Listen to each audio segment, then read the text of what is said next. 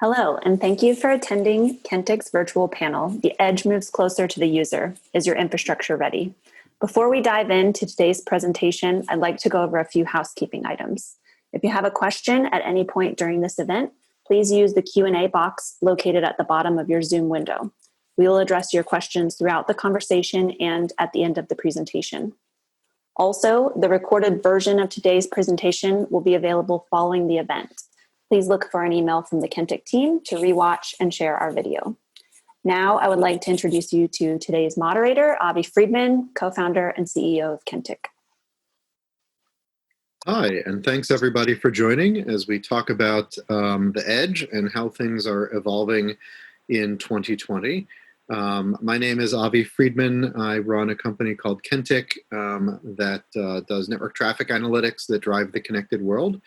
My background is from back in the 90s, starting an ISP in Philadelphia, crawling around buildings and making what at the time was the edge. And then I ran a network for a company called Akamai, which is a content delivery company, and cloud at Server Central, and then got interested in helping other folks that we know from the network world run their infrastructure. And I'll ask Matt and Wen to introduce themselves, starting with Matt. Sounds good. Thank you, Avi. So my name is Matt Price. I'm with Cisco Systems. I am the responsible for the engineering and operations of our IoT cloud, doing solutions that are very traditionally edge. I come out of very much similar to Avi. I started an ISP in the 90s from our couch and kind of in high school, and have kind of carried this through as a career from there. And Wen? Hi, I'm Temitim. I'm a CTO at StackPath. We are a edge compute provider, so allow customers to deploy edge compute infrastructure as service and edge services globally. And much like you guys, I actually started my career in college at a tower company. I got acquired by Crown Castle. Then I went to an ISP and got to work on service provider core and mobility and IPTV. And then I ran engineering at SoftLayer through the IBM acquisition. So I got to kind of see hyperscale cloud. And now I'm kind of working on distributed edge cloud, which is kind of an evolution of all those different companies. Awesome. So I'll start with you, Wen. I guess one of the questions that's most fun is what is the network edge today? So that's a great question, and I actually like to say that the term edge is relative. If you think of some of the hyperscalers or folks that run large scale data centers, they have their data center edge. I think a lot of people understand the edge today as the tier 1 carrier hotel, so where different companies all interconnect. And then we have a view that we call the deep edge, which is within the service provider footprint and kind of helping them with next generation use cases and helping them within their infrastructure. And then there's the hyper edge or end user edge, which is, where the idea of, running a workload on a light bulb becomes really interesting. So yeah, I think the term edge is relative. Cool. And, and Matt, from your point of view, how do you guys think about the edge, either in the IoT group or just in general? So for us, there's kind of a whole bunch of different kind of slices of what we think the edge is, right? So my primary portfolio item is what we call a control center, which is really about cellular enablement and cellular management. We've got over 150 million devices out in the field. And so for us in that space, the edge is really the devices that are connecting to the cellular network and coming in and managing all of the traffic and flows from those customers. But we also do a ton of work in the industrial IoT space, where we're seeing the edge kind of become your non-carpeted spaces in your, kind of the industrial side of, oil and gas and transportation. And there's some great use cases for the edge in pushing compute and networking out to devices that previously just haven't been connected at all versus continuing to evolve and improve on devices in our IT infrastructure in the carpeted space. No, that's helpful. And I think this is an area where the industry could probably do a better job. because for some people, the wiring closet is the edge. For some people, it's the phone or the device. For many people, it's the data center. And then the question is, does the data center push out or go to the towers? And so, there's a lot of noise and it can be difficult for people to follow. But talking about the location of the edge, one of the interesting things that we see from people that have experience with the internetworking is this question of, is the edge a physical topology or a network topology, right? Is it about the city that you're in, the network you're in, or some combination? How do you guys think about that? And I'll start with you again, Matt, in terms of the network and where it needs to be and how the edge is connected. So one of the things that we're struggling with, and it's kind of the evolution of the use cases in edge, especially from where we're sitting in kind of the cellular IoT space, is that we don't control the network. It can be a carrier network. It can be a private cellular network.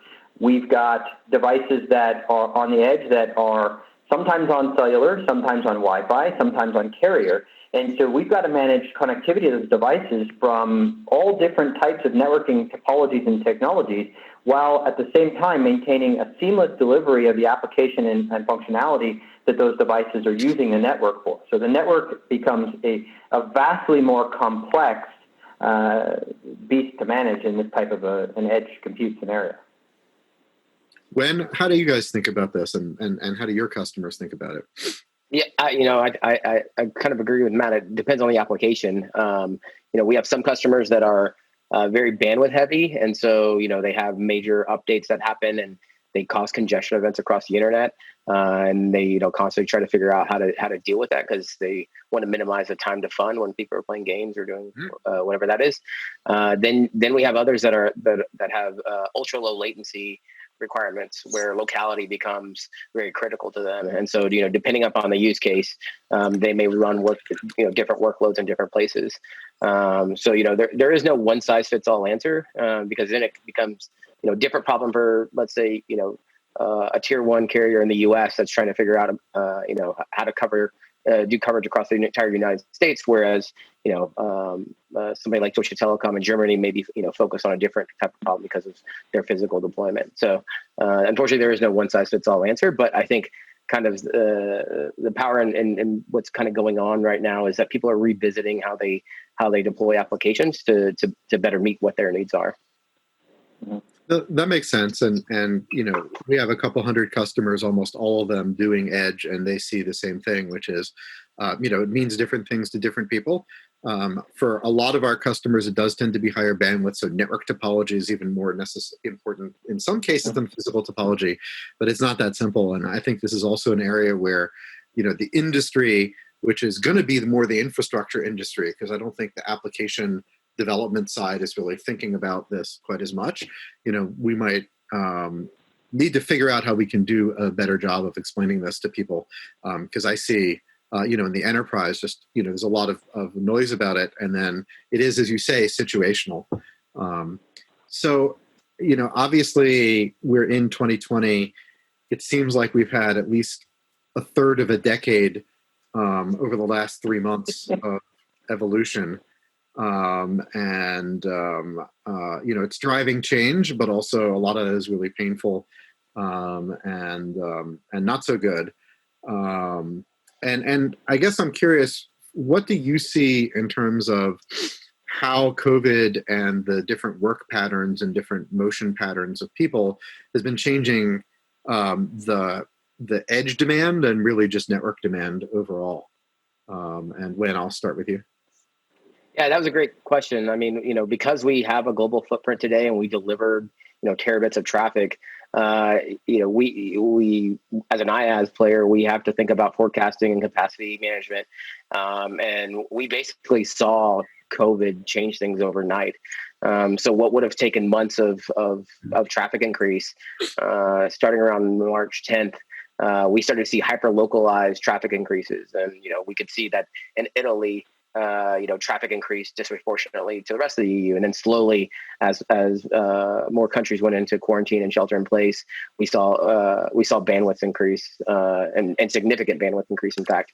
I think what's interesting is we didn't know if this was just a temporary spike or if this was going to be the new normal. And what we've seen is that those traffic levels have stayed elevated. So what was a few hours of peak has now turned into 12 hours. And it's caused some of the ISPs to reach out. It's caused some of our customers to rethink how they're deploying applications, to think about, hey, how can I push non-mission critical to off-peak?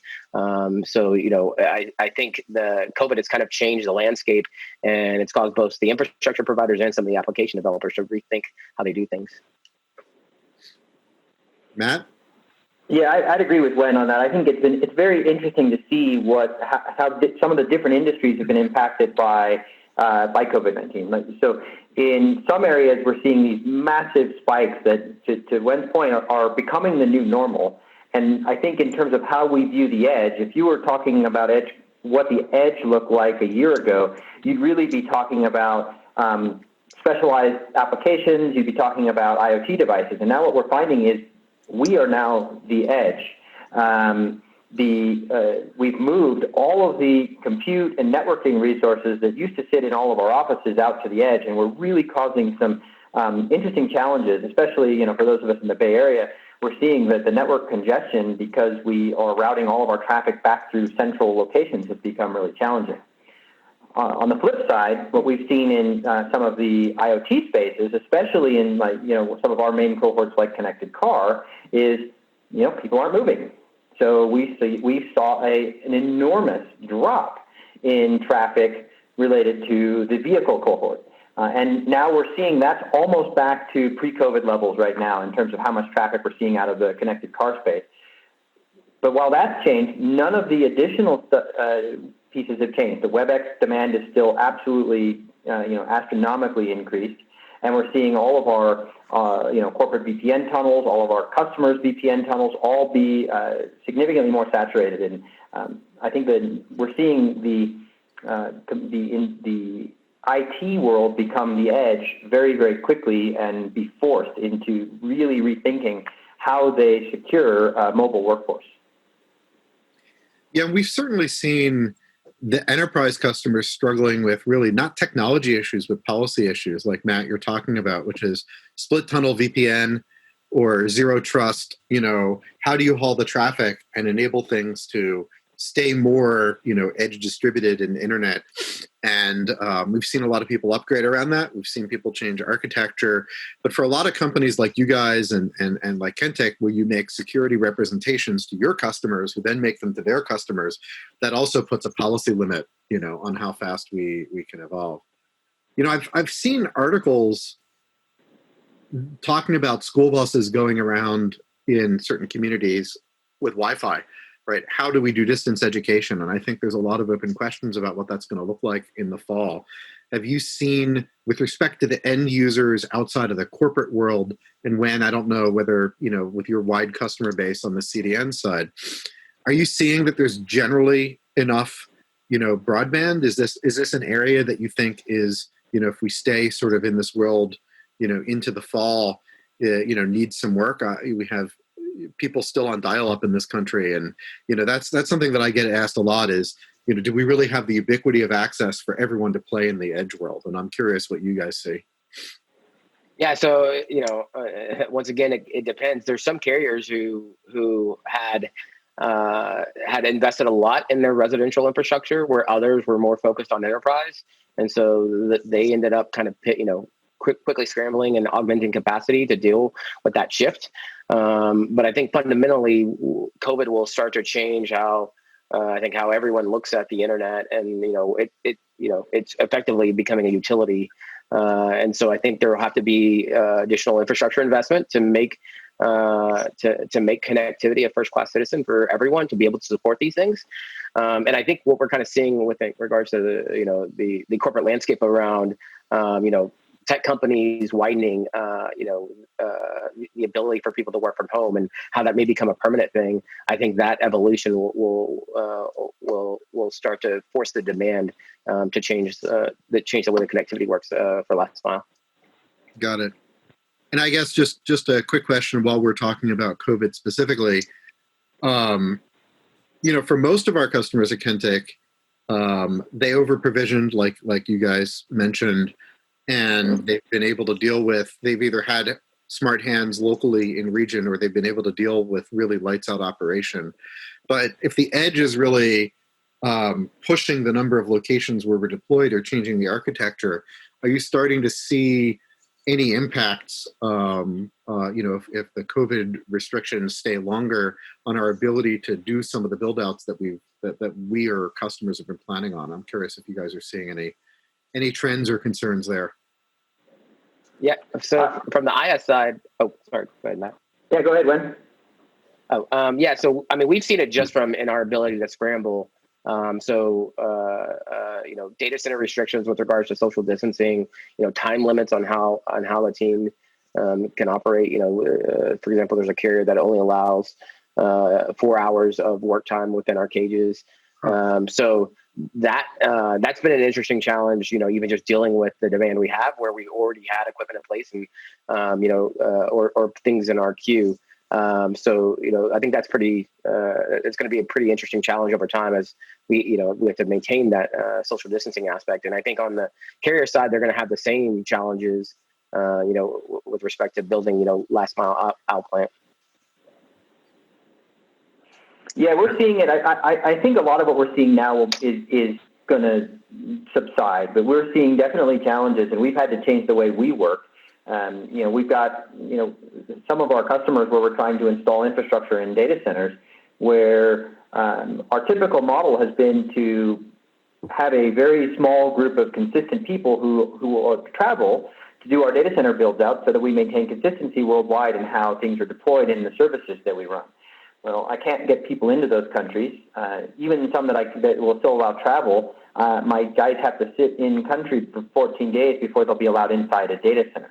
And so those have become, non-functional options for us to be able to build out data centers. So we've had to really change the way we operate in our control center service to really partner with the local data centers and work with remote hands more. And it is starting to slow down some of our deployments for sure. Although we have seen the ability to make those changes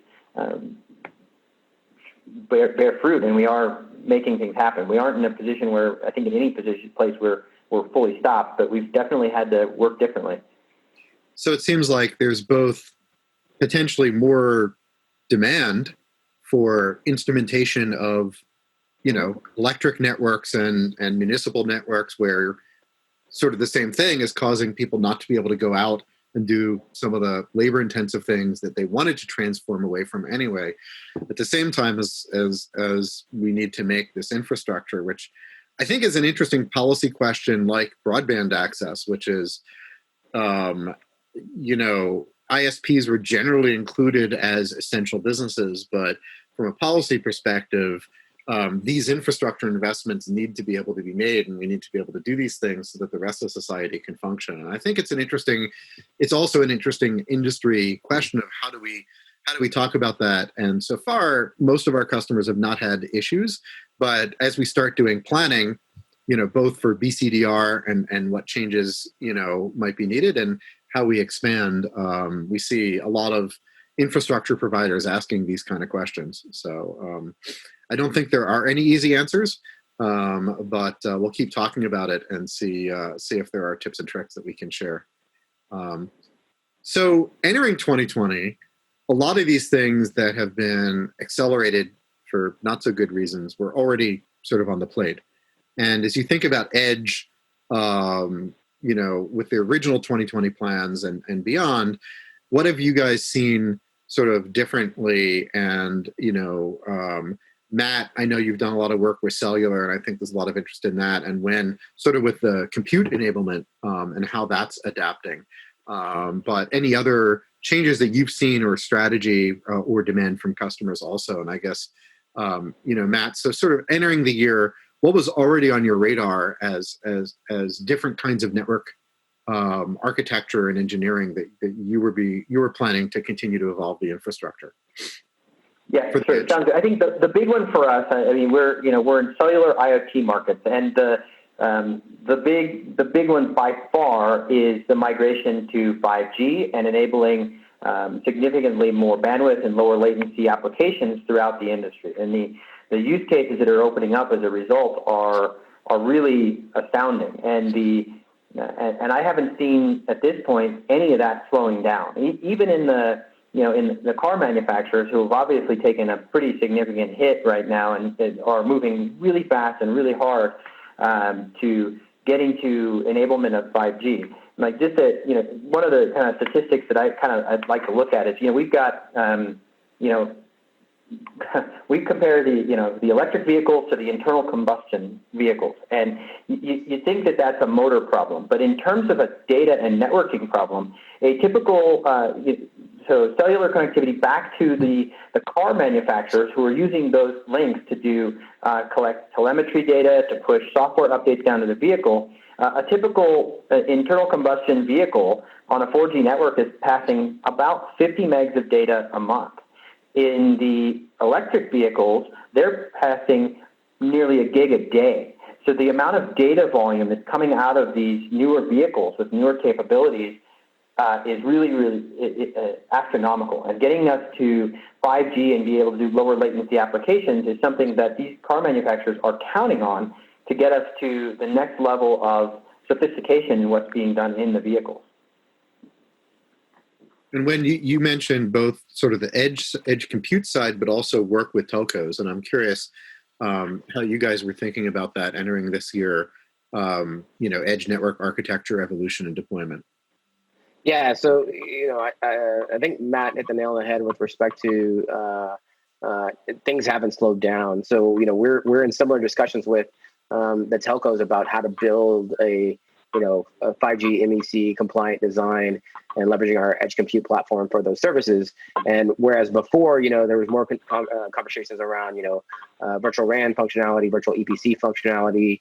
All of a sudden it became, okay, the UPF needs to live further out because, there's going to be more data at the edge and they're seeing it from real world networks. How do we get more applications and build an ecosystem at the edge?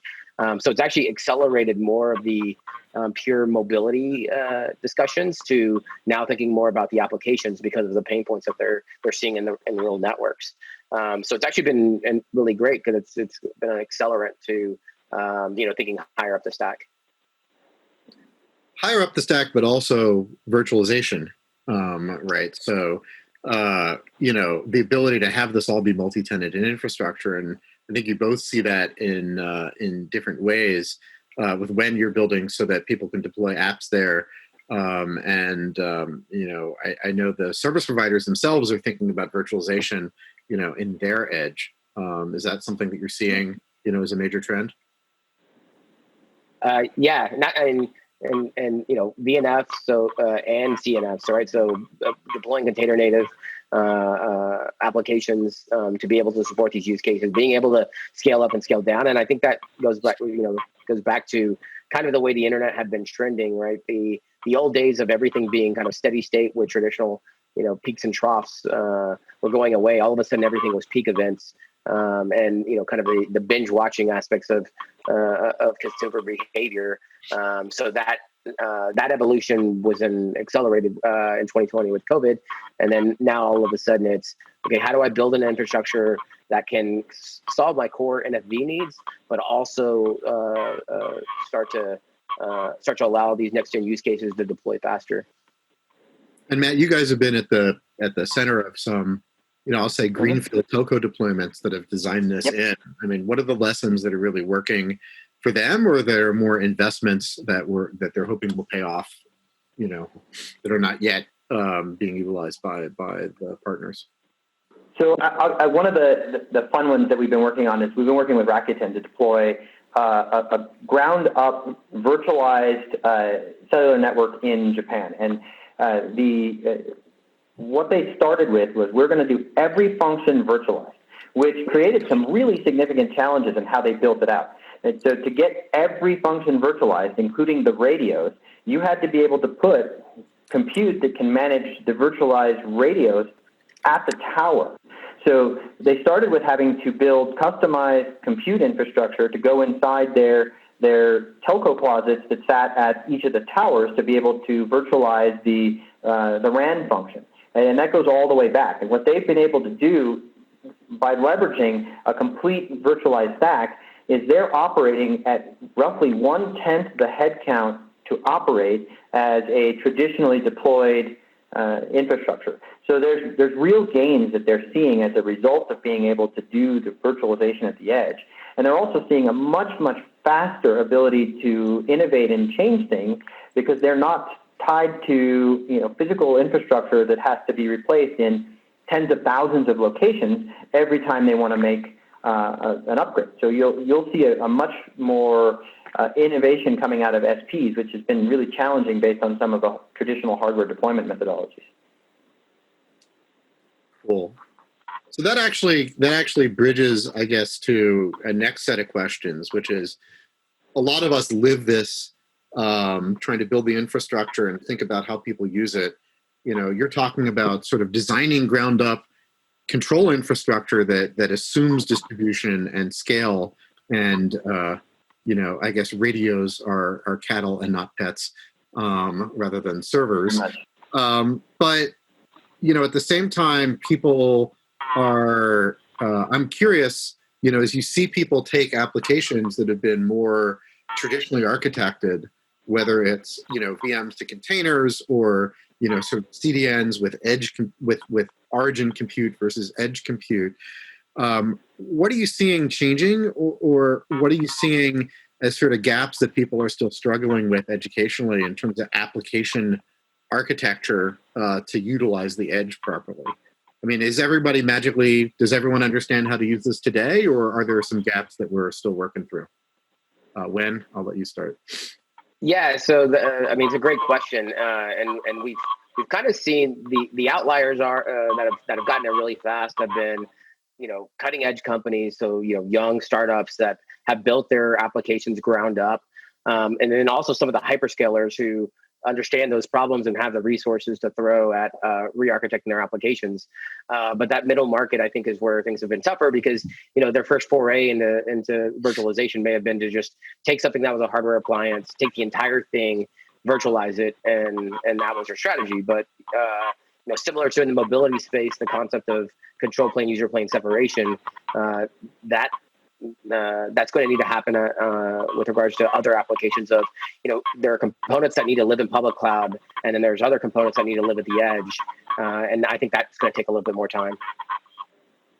Matt? Yeah, I think Wen hit the nail on the head. It's if you're starting from a blank sheet of paper and you can understand the benefits and the challenges of living in an edge world, those applications being developed in that way, similar to cloud native development, are working great. I think it's the porting of more legacy technologies and legacy applications into edge that are causing challenges. And you see that in sending tons of data back to central locations that in an optimized edge type compute scenario would be completely processed at the edge. And those things will take some time to evolve, and for the infrastructures and the applications to be rewritten to take advantage of some of the amazing developments that edge is giving us today.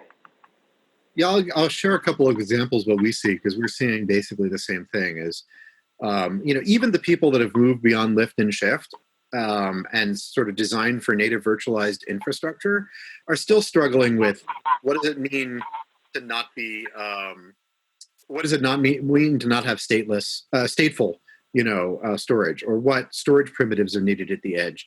And a lot of the data people that have gotten familiar with key value store are starting to think, and it's really an education for them, some of the streaming databases, you take the data and process it at the edge.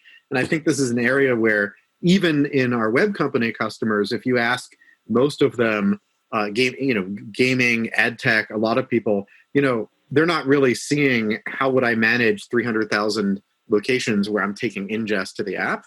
So I think it's going to be a very interesting area. And I think it's also something where, unfortunately, it's going to be on the infrastructure people, or fortunately to help educate people, because a lot of the application and SRE folks don't really think about the network topological implications and even the data flows.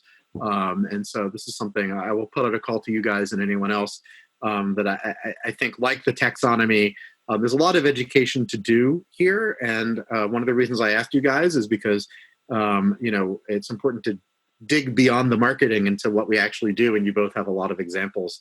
Thanks for sharing that across. So that's applications. And what about security? I mean, is security requirements change at all now that you've got pieces running with data, potentially out of control?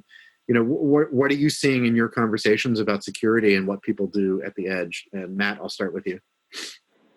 Sure. I think security is actually a really, really big one as we go into edge computing and in IoT especially, because what you're tending to bring things that never had to consider security before into access on a network that traverses the public internet. And the people who build and deal with those pieces of infrastructure in the past have never thought that way. So bridging the OT users in the IoT world, in the industrial world, to the IT users who've been managing security is a very, very interesting challenge that we're working to solve, especially as you have to go away from, as we talked about earlier, kind of your VPN tunnels to everything model. So you have to secure, endpoints that you only control two ends of, right? You control the device and you control the ingest point on your network. And you've got to make sure that everything between there is secure and monitored. And, when we talk about, for example, in the cellular world, 170 plus million devices under management, it is a security problem that is both, network security and physical security. It's not that hard to, pop the SIM card out of a vending machine, and now you've got a Netflix streaming device that you're not paying for, right? And those kind of, how do you monitor the traffic? How do you alert on, micro problems, right? If you're, as Wen said, we're terabits of data, this now one device is fraudulent, but it's only pushing, 4 megs. So how do you, get quick and clear visibility into those micro transactions in a macro network to be able to maintain security and maintain, operational control? Yeah, and on our side, we saw an interesting development with the edge services side that when Google basically started deprioritizing non-SSL sites, everybody turned on SSL because they were losing ad revenue. So whether there was a password or not, we saw that, and it was almost like a light switch. And so the only people we really saw on the edge services side that were doing non-SSL were ones that had digitally signed binaries that they could authenticate at the end device. But on the infrastructure side, I mean, security is so important, that it's now being pushed into the IaaS side. So we're working with the R&D team this morning around how to make sure we can achieve line rate encryption between a virtual DU or distributed unit and a virtual CU or control unit in a 5G design, at scale. And, it's one of those things that you can't rely on x86. We're looking at FPGAs and other hardware offload capabilities to be able to do that transparently, because it's a requirement in the 5G MEC design. I think it's going to be pretty critical in these next gen edge use cases to be able to provide that layer. And I think over time, as more people go to stateless applications, that'll also benefit, as in, it'll boot into runtime, it'll check into a control plane, it'll pull whatever it needs to securely. But then in the event that anything ever happens, that data is ephemeral. Those are kinds of the evolutions that we're seeing and what we're working on. And we won't even get into GDPR and CCPA and data sovereignty and where it can run on this call. We could have a separate call about security. But I guess another interesting question, Matt talked about, data going over the public internet. Kentik's a SaaS company, but 30 of our customers peer with us because for reliability, and also because that telemetry itself can have, privacy exposing potentially things. When you guys have a pretty broad portfolio. Do you have customers that are deploying apps that also connect to your network and that you can sort of virtualize from the compute all the way to them? And how do you think about that with regards to the rest of their infrastructure that's not running on StackPath and how they connect in? Yeah, so there are customers that may have their own private data centers, and they're looking for burst capabilities. So they're already distributed also, but trying to deal with some of these events. So being able to interconnect with us over private peering is a critical ask, and we see that a lot from enterprises that are looking at onboarding it onto us as a day one ask. Mm-hmm. And for some of the next gen use cases, the ones that have really leaned into how to build these applications differently, that's a critical component for them day one. Like they want to know how traffic routes between our POPs, how we can interconnect to other providers that they leverage. They have a true multi-cloud or hybrid cloud strategy, and so they're hyper aware of any variations there, and it's something that's a must for them. Cool. And Matt, let me ask you a related question. So you're working with people to deploy this infrastructure on the carrier side.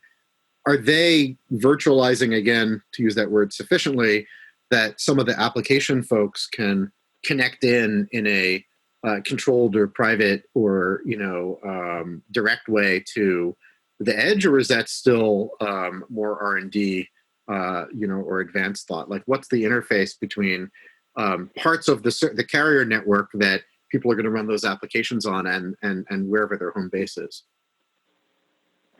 Sure. So, we look at kind of the way we handle things in Control Center. The vast majority of our, big traffic customers tend to be, companies who are using us through a carrier to enable cellular connectivity to the back end. And they're extremely conscious of maintaining that security. So there's, when we started Control Center, 13 years ago, it looked a whole lot like we get a lease line from that end customer directly into our data center, which would then be the one that they would use to pass all the traffic in a secure manner to us. And it's evolved over time to, kind of the next generation beyond lease lines was we were doing VPN tunnels over the internet with, dedicated CPE that sat in their factory that would then come back to our, big VPN concentrator. And now what we've tended to see is as customers and their applications have become more and more cloud and more virtualized, what we're doing largely right now is, fairly automated VPNs to cloud endpoints so that customers can move their applications quickly. They can move where they're connecting to us quickly in a very, very automated fashion, which, obviously is speeding up deployment quite a bit and is still maintaining that security so that those customers can get their critical secured applications back through to us today. And then you see the smaller companies are just, leveraging, as, kind of Wen mentioned, we're leveraging a lot of TLS connectivity to handle that back end for the less critical security items. Got it. And so I'll just put out a call. We're happy to take questions from the audience, and we do have a few, but feel free to submit them, and we will work them in. So let me, and I see one just came in. Thank you. One other related question. So we've talked about how the architecture is changing, security is a requirement, some of the applications that people are looking to deploy, and how we're all learning. What about how you actually operate these now? And security we talked about, but what about how you actually operate? Like telemetry, monitoring, operations. What have you seen evolve, Matt, as you talked about the generational shifts in terms of lease lines through orchestration and when from CDN and network to, fully edge and virtualized?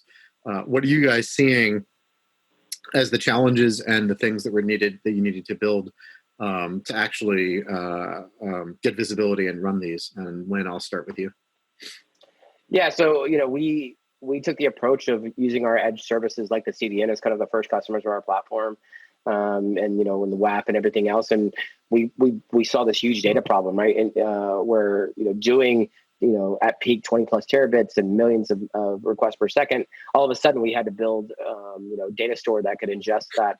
And our data engineering team has worked diligently to build, a global message bus that's able to handle that, and then allow our ops and SRE team to be able to, operationalize and monitor that. And so they're able to, do real-time detection and all kinds of, crazy things with respect to looking at changes on the internet, since it's a living organism. And so, that's made us rethink how we deploy infrastructure and how we're exposing infrastructure to customers. So, when a customer who's consuming us from an edge compute perspective, leverages our portal API, we've actually taken an approach of trying to take them on a journey of deploying distributed apps differently. So, unlike the public cloud where you sign into a region and spin up a service and then have to repeat that, you define your workload with us, you tell us where you want it to run, and our control plane just deploys the application based on your intent.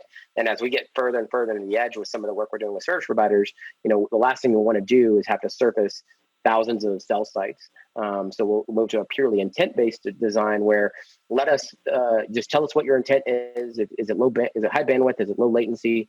We'll schedule your workload where it needs to be, and then we'll handle all of that behind the scenes, and then be able to expose that in a way that makes it easier for someone who doesn't want to have to think about the infrastructure side of it. But that is a complex journey, and it's one that we're going to have to take slowly.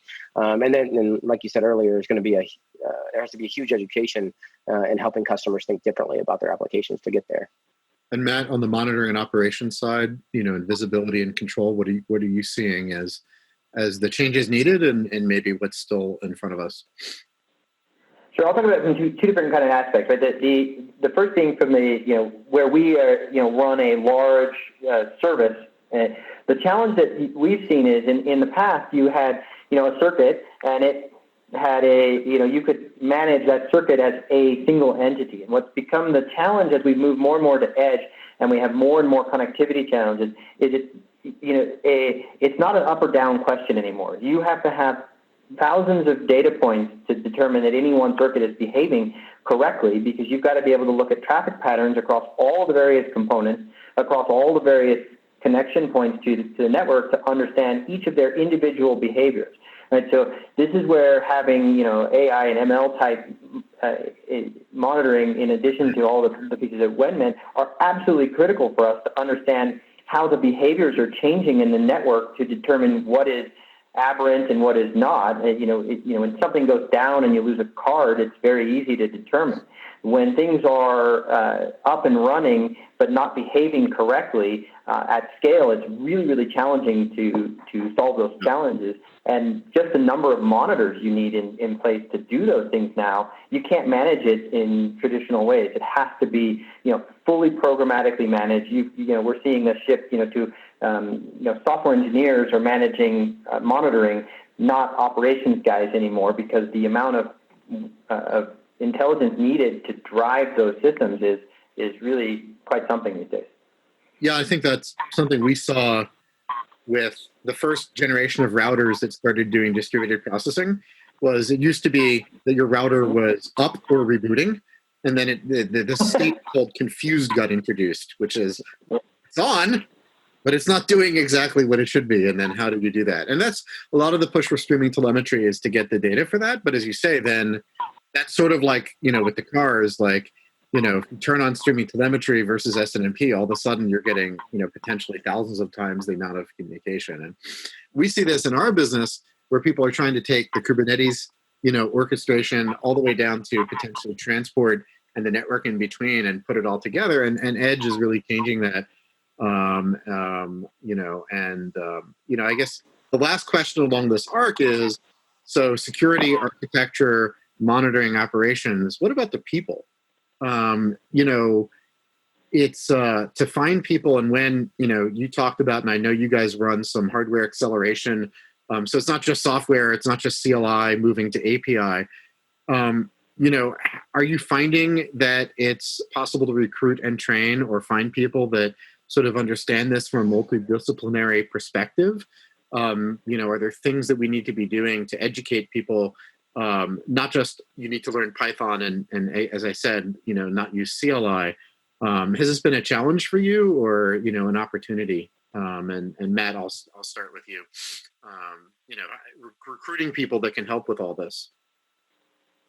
Well, I think it's two problems, right? So recruiting people in and of itself is always challenging. And as we move into, new fields and new technologies, finding the people who are at the bleeding edge of these things is always hard. But I think it also continues to put pressure on us, especially, coming from, Cisco in a large organization. We have, nearly 100,000 employees around the world, right? It's not necessarily always about can you recruit the new ones so much as it's how do you continually evolve and educate your existing workforce to be able to support these new challenges as they come up. So it continues to put, pressure on how we train and how we educate our own staff today as to maintain this evolution as we go forward. But it is a tough one. Yeah. Yeah. I mean, I'd probably say it's probably the toughest part of what we do is finding the right people. I mean, I think, looking at, for instance, a traditional network engineer, the way we kind of designed our fabric, the only responsibility of the underlay is really, can hypervisor A get to hypervisor B or to the internet? And then we have smart NICs that are doing, crazy data plane processing and complex rule development to build, tunnels between between tenants and all of these other things. And it's now software engineers that, like Matt was saying, that are getting more involved, and why our SRE team is growing the way that it is. So, we actually found that hiring young talent and kind of, getting them through the ranks allows us to kind of, mold their worldview while, we try to recruit senior talent, but then that's a very small pool and very high demand. So we try to grow from within to meet our needs. That makes sense. And it's also a separate topic, maybe, is the ageification of network people, and also how do you recruit people and onboard them and develop them, during COVID. But, when it's something we think about too, also the talent pool early on, if you can make that investment, is much more diverse geographically and in pretty much every dimension. And, but it also takes a lot of resource to be able to do that kind of education. And it's something that the industry, I think, could do better at, because networking has been viewed as this, almost a tribe and an apprenticeship, like you're my Padawan and, you learn from the masters. But, how do we make all this go is maybe we'll have a separate panel on that. So we have some questions from the audience, and one of them, which really relates to a lot of the, sort of, if you look at what people are talking about with Edge, is, are the changing traffic patterns changing how you do interconnection? Specifically, are you seeing traffic being exchanged at the edge between producers and consumers in like a Edge Micro or Vapor or whatever your favorite, sort of parking lot or cell tower, edge data center is? Are we seeing that yet, or is that, maybe before us? Whoever, I don't know. Yeah, so no, I think we have a philosophical alignment with what those guys are doing. I mean, we're a member of the Kinetic Edge Alliance with Vapor. We work with Edge Micro. Mm-hmm. And, even our strategy, our pedigree came from companies that understood how to build compute, but we made acquisitions of some very strategic and very talented edge services that run on our platform so that we could kind of bring an end-to-end solution, but we know we don't carry everything. So the idea of that if there's an edge ecosystem of interconnection and applications that can work together, that's really how you solve the problem. So, we see our value prop as really building the edge compute, and we want to even enable other people that may compete with us on the edge services side to run on top of us, because that's really where we feel our value is. And those companies are kind of driving this evolution to allow the interconnection to change. Mm-hmm. Matt?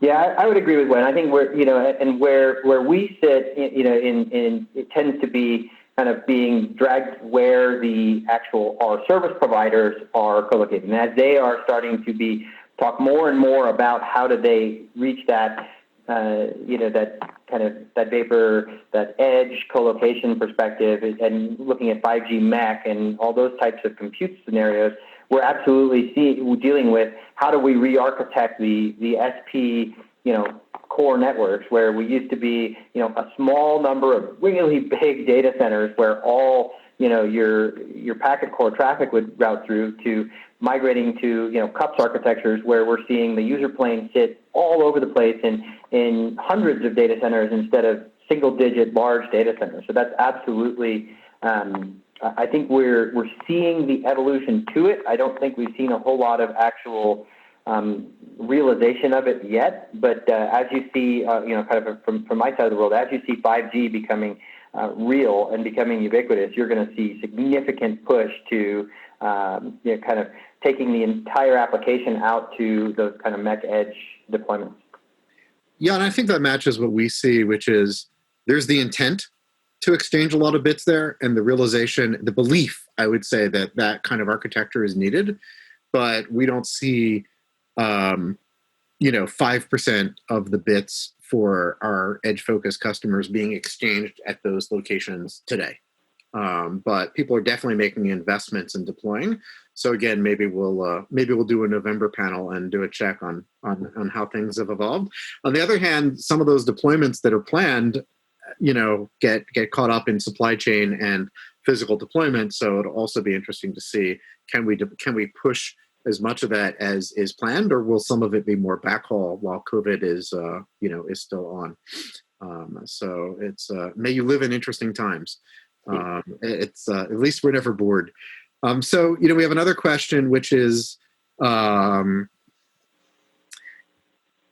what needs to be rethought in terms of the infrastructure and edge complexity that we're bringing to the table. How does this relate to cloud computing and digital transformation? For the people that are really focused on that, what do they need to understand, and are these things being related yet, or is it really more advanced push that's focusing on the edge evolution? Or are you seeing people who are really at the core of cloud computing and how they distribute their organization's revenue generating assets? Is that now, or is that really in the planning phase right now? Len, I'll start with you. Yeah, so I think the big thing people need to realize about the edge is that it's a complement to public cloud or your private data center, right? The edge is not replacing public cloud. Public cloud will continue to grow and scale, at the pace that it is. But that the edge will start to be a complement in a way of, if there's things that are network centric, whether they're bandwidth sensitive or latency sensitive of your application stack, they may be a good candidate to run at the edge.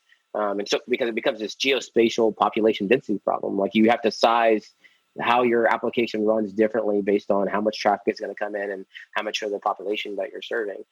So I think that's going to be the biggest challenge for most, is rethinking that application architecture.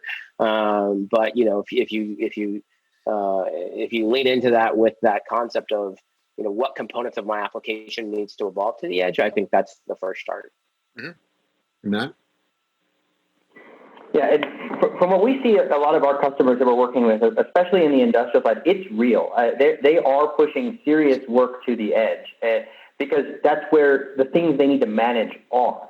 So it's not about extending from the center to the edge; it's from the edge into the center. So things like pipeline management, right? You've got millions of pipelines or miles of pipelines going around that have monitoring, and in the past it's been a guy driving around in a truck trying to see if everything's working good because somewhere in this 2-mile stretch we've lost pressure. Right now you've got devices all throughout this, and they're putting compute in. And you look at things like farming, the amount of compute power that you're putting into a tractor, and the amount of processing and the amount of cloud interaction to understand what's happening is astronomical these days.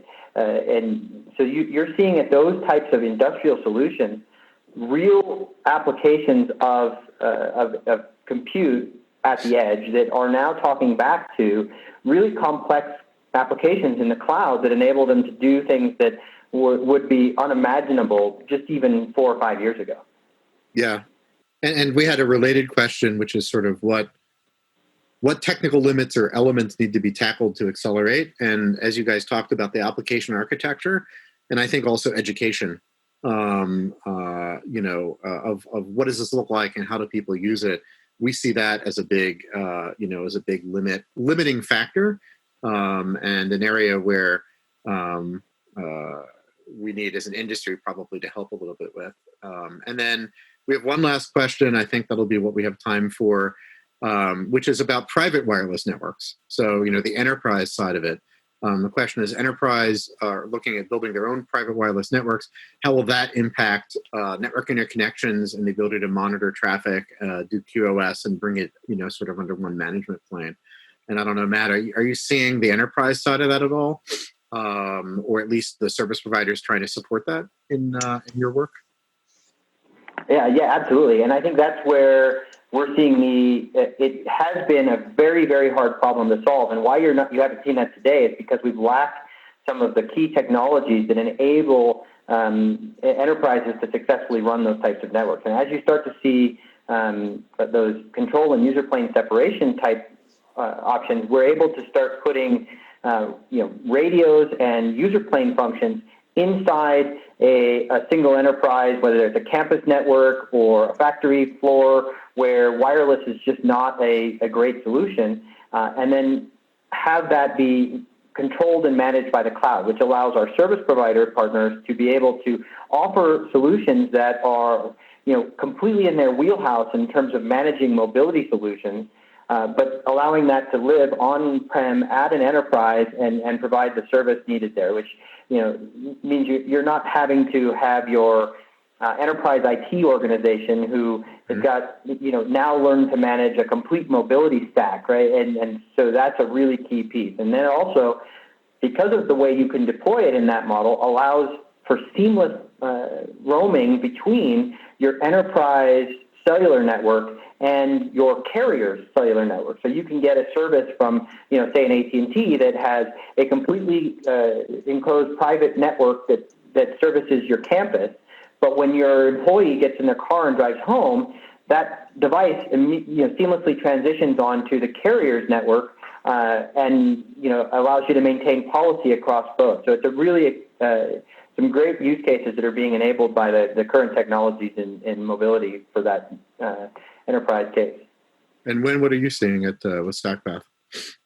Well, I mean, I think the private LTE, private 5G via CBRS type deployments are, I think IoT is the perfect use case for that. And Matt mentioned some of them, but onshore oil and gas going to a container data center, allowing for all of the data processing to happen at the edge, so that just the results that matter get shipped back to the cloud. Right? It's that zettabytes shift in traffic that would require or that helps justify the investment that you need to do with both private cellular implementations with edge compute. So we've actually had some really interesting discussions from the container data center guys to some of the mobility companies, and even with some of the larger Fortune 500s about how can we help enable them with those use cases. Cool. So any last words of wisdoms, prediction about where we're going to see edge go over the next year or two? When, if you have anything? I think COVID is going to accelerate the edge use cases. Right now, all of a sudden that residential infrastructure has to be treated as a tier 1 citizen, and folks are going to be working from home in a more permanent scenario. I think that'll start to shift the way that people think about things, and so it'll accelerate some of these use cases. As for any big predictions, the internet has to become a utility. We have to invest there. To be able to support these things. Matt? Yeah, 100%. I think it's going to be the conversation about edge is going to be really pushing towards residential use cases, education use cases. It's going to be about us as the human edge, as well as the expansion of IoT and enterprise. I'm going to give it another couple of years before I get Elon Musk's, neural implants and become an IoT device myself. But always wanted a 9600 baud screen session in my head from back in the 90s when I was an ISP. So we'll see how that goes. Well, look, I thank you both for taking the time. I think it's an area of hot topics, and it's helpful to give people a window into some of the challenges and opportunities. So. Thank you both for joining, and thanks everybody who watched and asked questions. Thanks, Avi. Thank you, Avi. Thanks, everybody. Thanks, Ben. Yep. If there are any additional questions or you'd like more information, you can find us at kentik.com or email us at info@kentik.com. The recorded version of today's presentation will be available following the event. Please look for an email from the Kentik team to rewatch and share the presentation. Have a nice day. Thanks, everyone.